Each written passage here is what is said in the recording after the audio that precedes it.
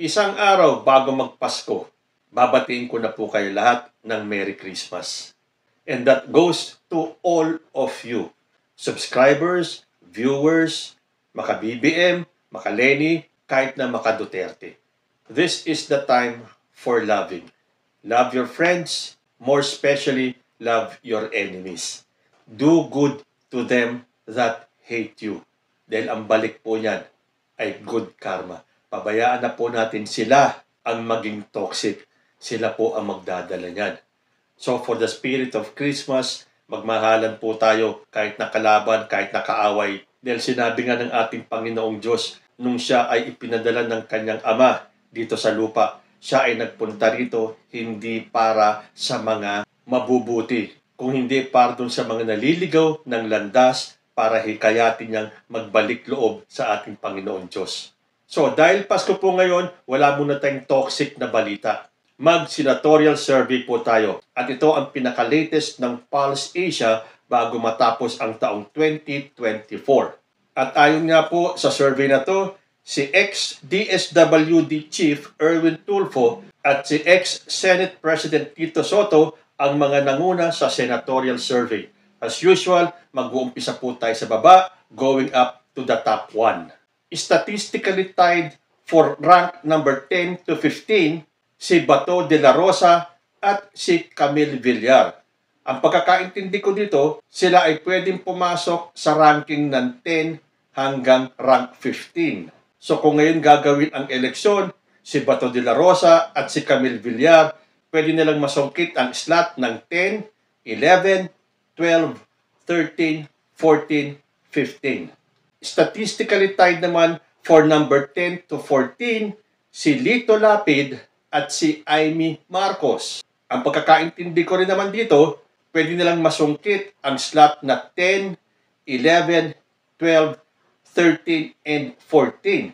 Hindi na sila bababa sa slot number 14. Hindi tulad ni Bato de la Rosa at ni Camille Villar, pwede pang hanggang 15 slot ang makuha nila. So, si Lito Lapid at si Amy Marcos, pwedeng 10, 11, 12, 13, 14, pero hindi nabababa sa 14. Hindi tulad ni Bato de la Rosa at ni Camille Villar, pwede pa hanggang rank number 15. So, si Lito Lapid, si Amy Marcos, si Bato de la Rosa, si Camille Villar, mag-aagawan sa pwestong 10, 11, 12, 13, 14. Pero si Bato de la Rosa at si Camille Villar, pwede pang bumaba ng number 15. Again, ito po ang pagkakaintindi ko ha. Kung iba po ang inyong pagkakaintindi, comment nyo lang po sa baba. At number 7 to 14 naman ay si Abby Binay. So alam na po natin yan. Si Abby Binay pwedeng 7, 8, 9, 10 hanggang 14. Hindi tulad ni Lito Lapid, Amy Marcos, Bato de la Rosa, Camille Villar, hanggang 10 lang sila. Hindi nila pwedeng makuha yung slot na 7, 8, and 9. Samantalang si Abby Binay, kung suswertihin siya from slot number 7 hanggang slot number 14. Statistically tayo naman, for rank number 5 to 10, si Ping Lacson, si Willie Revillame, at si Bong Revilla. So, alam na natin yan. Itong tatlong to mag-aagawan ng pwesto. Yun naman una natin binanggit, pwede silang maglabo-labo. Statistically tied naman for 5 to 9 slot, si Pia Cayetano at si Manny Pacquiao. At tie naman sa number 3 to 4 slot, si Bongo at si Ben Tulfo. So, si Bongo pwede maging 3, pwede maging 4, si Ben Tulfo pwede maging 3, pwede maging 4. Silang dalawa lang ang pwede magpalitan sa rank number 3 and 4. And statistically tied for 1 and 2. Ibig sabihin, kahit na sino sa kanilang dalawa pwedeng mag-1, pwedeng mag-2. At sila ay sina Erwin Tulfo at si Tito Soto. So para sa survey na to ng Pulse Asia, pwedeng mag-number 1 si Tito Soto or si Erwin Tulfo, pwedeng mag-number 2 si Erwin Tulfo o si Tito Soto. Pero kung ang pag-uusapan natin ay yung mismong percentage ng kanilang boto, ito po ang pinaka-ranking nila. At number 1, si Erwin Tulfo with 62.2%. And at number 2, si Tito Soto with 59.2%. Going on number 3, si Bongo with 54.7%. And at number 4, si Ben Tulfo with 52.7%. At number 5, we have Pia Cayetano at 46.5%, followed by Manny Pacquiao at number 6 with 45%.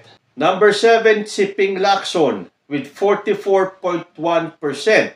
Sunod naman at number 8, Willie Revillame with 43.6%. At number 9, si Bong Revilla with 43.5%. Number 11, Lito Lapid with 39.2%. And at number 12, Amy Marcos with 37.5%. So kung ang susundin po natin ay yung percentage nila, number 1 si Erwin Tulfo, number 12 si Amy Marcos. Nako, konti-konti na lang. Maliligwak na talaga si Amy Marcos. And the last two, number 13, si Bato de la Rosa with 36.9% and Camille Villar at number 14 with 36.5%. So doon po kasi sa magkakadikit ang percentage, nagiging statistically tied po sila. Pero kung ang pagbabasihan nga po natin ay yung pinaka-actual percentage nila, yan po ang pagkakasunod-sunod.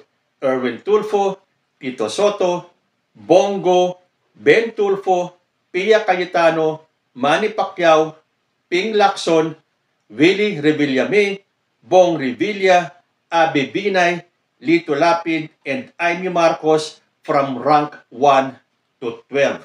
Although pwede pa rin silang masilat ni Bato de la Rosa at ni Camille Villar. So yan po ang pinaka-latest na Pulse Asia Senatorial Survey. Pumasok ba ang mga kandidato nyo sa top 12? At kung pumasok man sila, nanganganib ba silang maligwak? Kayo po, ano ang masasabi nyo sa survey na to? Sigurado na naman na marami ang aangal at sasabihin na mind conditioning ito, pero sa panahon ng Kapaskuhan, wala na po tayong pakialam sa kanila. Tanggapin man nila o hindi ang survey na to, bayaan na po natin sila manggalaiti. Kayo po, nasa top 12 ba ang inyong kandidato? Comment lang po down below at magbabalik ang usapang Ito Man. Diyos te Agnina.